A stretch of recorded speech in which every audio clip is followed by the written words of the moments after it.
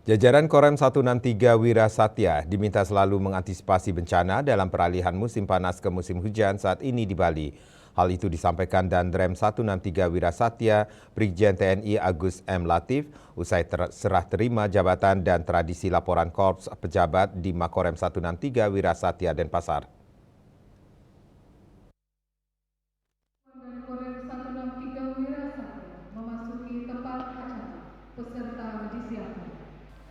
Danrem 163 WSA Brigjen TNI Agus M. Latif memimpin acara serah terima jabatan dan tradisi laporan Kop Pejabat Korem 163 Wirasatya. Danrem 163 Wirasatya mengatakan bahwa serah terima jabatan seperti ini merupakan keadaan yang sudah pasti terjadi secara terus-menerus dalam sebuah organisasi sebagai bagian dari implementasi pembinaan personil dalam rangka regenerasi sekaligus realisasi dari Tour of Area and Tour of Duty.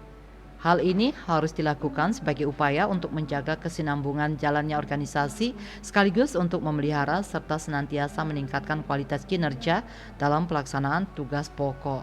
Hal terpenting yaitu memahami bahwa pergantian pejabat TNI Angkatan Darat tentu saja dilakukan dengan mengedepankan prinsip-prinsip kepentingan, pembinaan satuan dan personil. Serah terima dilakukan pada jabatan Kasiren Korem 163 WSA dari Kolonel CHB Mohata kepada Kolonel Infantri Is Abdul Rasi dan Yonif 741 GN dari Letkol Infantri Andi Sasmito kepada Mayor Infantri SY Gafur Talib serta tradisi penerimaan Mayor CHB Made Oka Widianta sebagai pejabat baru Kapenrem 163 Wirasatya. Sementara itu antisipasi bencana di Bali dan Rem 163 Wirasatya terus mempersiapkan personilnya saat peralihan musim panas ke musim hujan. Masalah bencana kita sudah mempersiapkan, kita sudah menyampaikan ke jajaran terutama kepada satuan agar selalu mengantisipasi perkembangan atau dinamika cuaca yang terjadi saat ini karena ini peralihan dari musim panas ke musim hujan.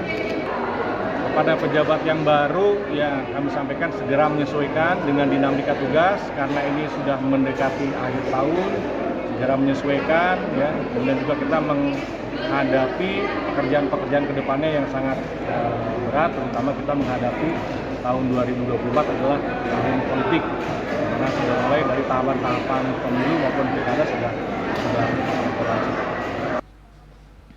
Diharapkan para pejabat baru agar kehadirannya diiringi semangat untuk membangun dan meningkatkan kinerja organisasi serta membawa perubahan-perubahan positif.